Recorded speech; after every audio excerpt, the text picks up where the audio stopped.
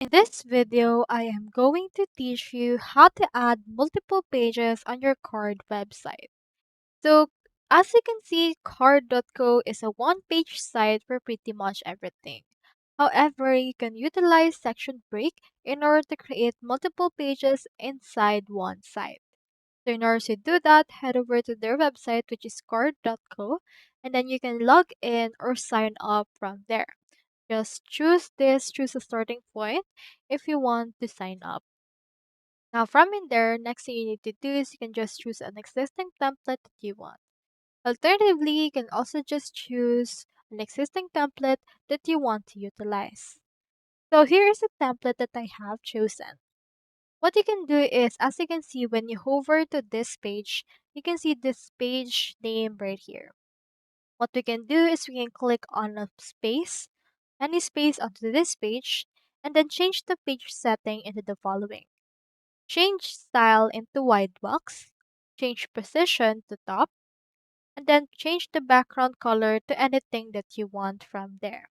So for me, I'll just retain it at white. Last thing we need to do is we need to add a navigation menu. So we need to click on the text element that we want, and you can actually add a navigation menu through this way. Proceed to add in here buttons that will serve as your navigation menu. Click on this plus icon and then choose in here buttons.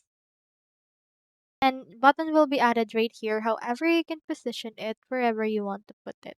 For example, let's add this button right around there. Now I have added right here three buttons. Click on one button right here and expand it. And then input right here the URL. So for this first part, let's choose in here this first page. Into this right here, let's input right here a hashtag. And then once you have inputted the hash, input the page name right there. Now for the second button, we can choose the second part of our actual page and you can just input right here that.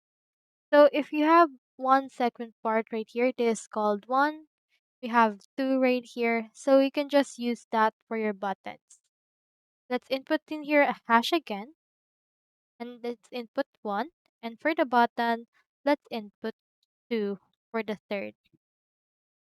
Now click on done and it will be added.